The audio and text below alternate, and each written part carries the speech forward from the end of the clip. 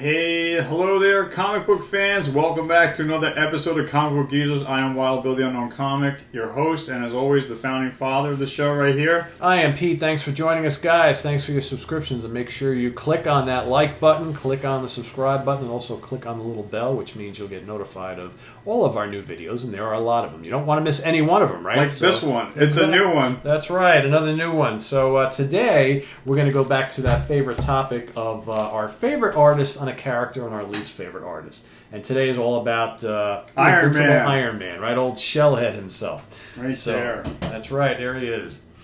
So, this one for me was kind of easy because depending on when you read Iron Man, so he had like one or two guys that worked on a huge chunk of the series for many, many years, especially during the years that we really started to, and he's leaving. Okay, so especially during the years that we were collecting comics and the comics that we still buy, which is, 60s and 70s.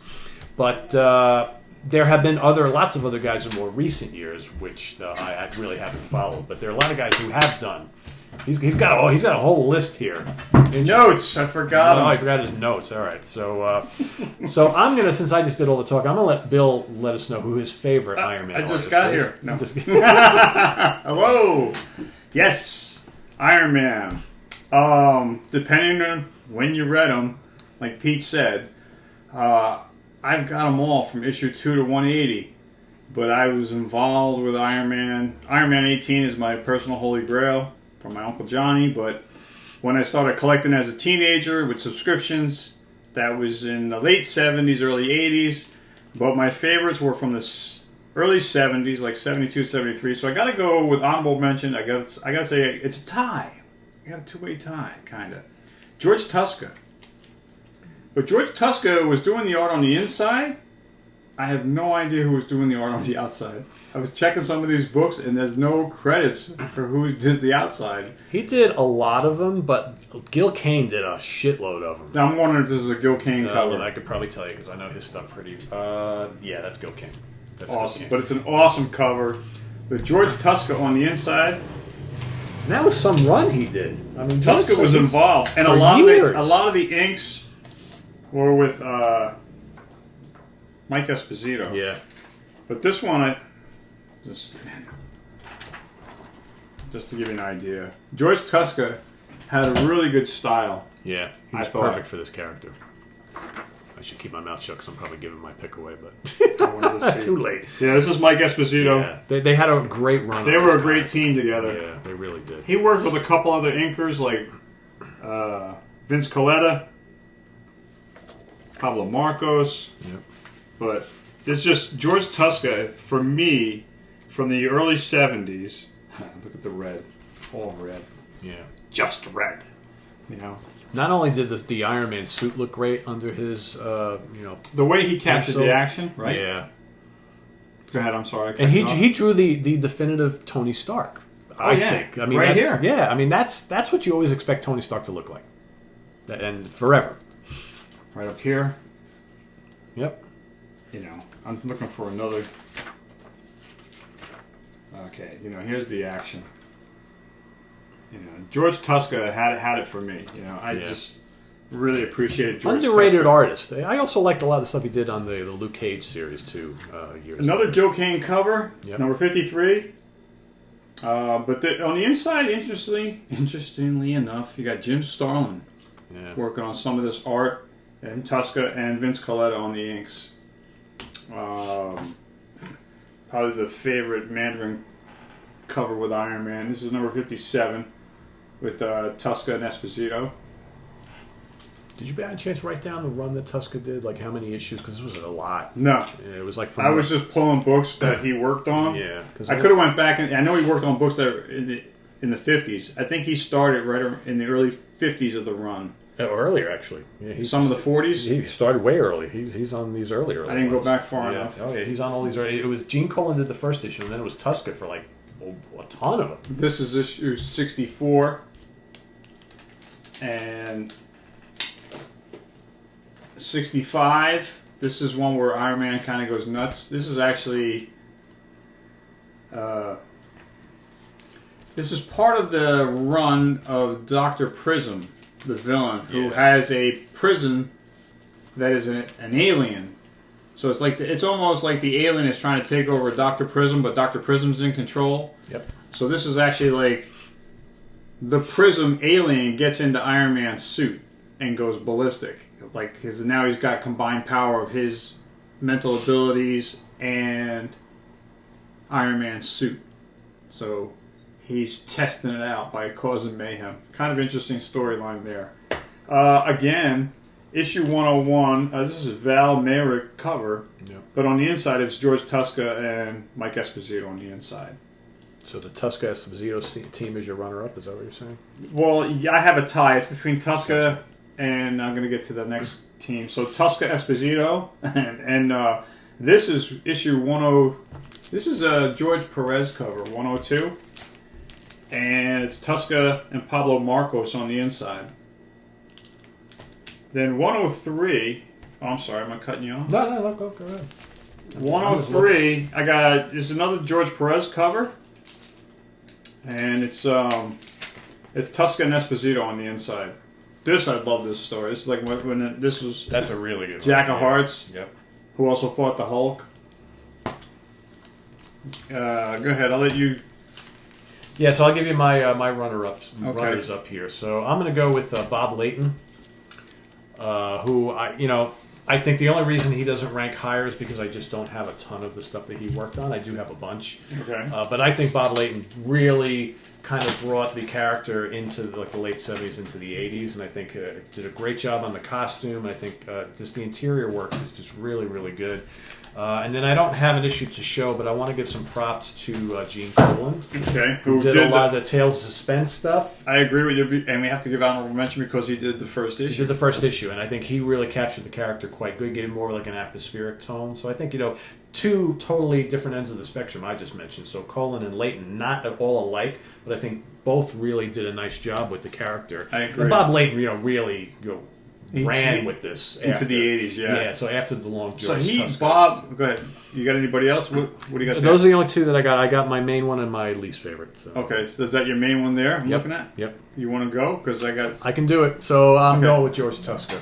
Okay. Because for me, that's who I always kind of...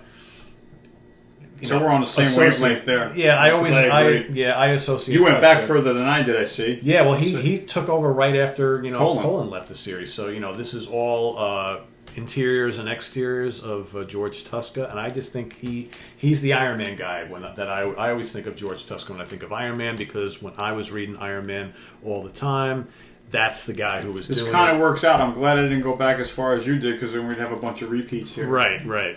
So this is all classic Tuska stuff. I love this cover. That's awesome. I have all of these. Yeah, here you got the early stuff with the Mandarin here, and then of course the controller. This is all George Tuska creations, and here's another great one.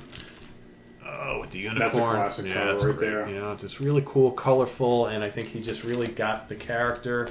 For me, not only is the vision of Iron Man drawn by Tuska the definitive for me, but he also his Tony Stark rendition is the definitive Tony Stark for me. All right, so my two-way tie, obviously Tuska and Esposito. Part 2 of that tie is John Romita Jr. And Bob Layton. Yeah.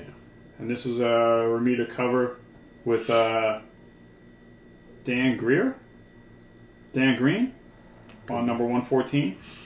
And this is 117. This is a John Romita Jr. Bob Layton cover. They say that Romita does the... doing the inks? They say that he does the... Bob does the finishes. Okay, the inks. Okay. And then Romita's doing what I guess they call the backgrounds or the groundwork. Yeah. I forget how they say it. Yeah. Again, 119, Romita Jr. and Bob on the cover and the inside. That's one of the best right here. This is a Bob Layton cover. Yeah, that's all Layton right there. And on the inside, it's Romita Jr. and Bob. And same thing, 121, another Bob Layton cover. And again, Romita Jr. These two really took off with it. And they filled the shoes of George Tuska and Esposito. Someone had to, yeah. You know, and I think they did a great job. And then my last one to show off is, again, Bob and Romita Jr. on the cover. That's the shirt I have, right? Yeah. I think we finally showed that for all this time. Yeah, and it's a Romita Jr. Bob on the inside as well. And that's it for my favorite artists of Iron Man. So, who's your worst or least favorite? Well, this was hard because I don't think there was really anybody who was actually terrible. Unfortunately, we don't have a Frank Robbins here to shit on. Oh, right? Yes, we do. Okay, all right. So, but I would think, and I looked long and hard, and he did very little on this series. But I'm going to go with Carmine Infantino. Oh, see, all right? Okay. So I was right about saying yes, we do. All right. So this is a Keith Pollard cover, but I just think that. In looking, I don't. It was very hard to come up with. This was really hard. I just really don't like the way he drew Iron Man. It's almost like he puts too much emotion on the face. This is supposed to be an iron face mask, and like throughout this book, you see like all this kind of like weird, movements of the mouth and the eyes look different. And just to me, I really didn't like his quick little run in this book. And so he kind of, I know this was in between like Layton and Romita Jr. taking a break here. Exactly, and it doesn't really work. It's not terrible. It's not terrible by any means. I'm going to show you terrible. Okay. So that's my pick. Yeah, not awful, but I really couldn't find anything else that I really disliked. This was so hard for me because I'm such an Iron Man fan. I honestly couldn't find anybody that was bad as an Iron Man artist. I think I have to. I've always told you before that I can't draw. I'm going to be honest and tell you that I am the worst Iron Man artist. Here it is, right here. See that? Now that's inspired. Now I can't draw, but I took this cover as an inspiration. But I'm gonna take the blame here that I, Wild Bill, am the worst Iron Man artist ever. When did you do that? I did this. I wrote this. I did this last weekend and drew it. Oh, you did? Oh, I was going to say I did this when I was 12 or something. I just covered. Yeah, see. See, and I put him up against the Fiend. I had to fill him in there. Wow. I was going to say, is that a really bad Hulk or is that like who is that? It's the Fiend, but it's a really bad Fiend. Yeah, I was going to say. I was in a rush, so I just kept it short and sweet. I didn't want to get too elaborate, but I made it it's the first issue, by the way. And it's a one center, which makes it worthless. And it says, you want to read it? Well, it's backwards. I can't. So what does it say? Hold on. So it says, comic book users, the Invincible Iron Man. Rich Robot Iron Man saying, "You fiend, I'll swat you like a fly." And then he says, "Arg!" And he says, "You haven't heard the last of me." You got to say it in the Fiend voice. Come on. Arg! You haven't heard the last of me, you puny surface dweller. So there you have it, gang. Wild Bill is the worst Iron Man artist. I'm sure you'll agree. If not, you've got issues. This is the first issue, by the way. It will be on eBay soon, and will be worth millions after I die. So only you would have come up with that. I had the fact that you didn't like leak this, that you were doing this. I saved it. I'm more amazed by that. Comic mind. You have to wait. Timing is everything with the punchline. I mean, he's got this folder over here. I didn't even think. I'm like, what is that for? He's got no other comics out. I'm like, well, where's his worst? This is the worst one. You have to agree, wouldn't you say? But not bad for the first time drawing Iron Man. Not bad. But you said it thought I was like 12. It's drawn like a 7-year-old, right, or a 5-year-old, but not bad for shit work. I colored it in, stayed in the lines, put some effort into it, kids. I hope you liked it. I hope you got a laugh out of it.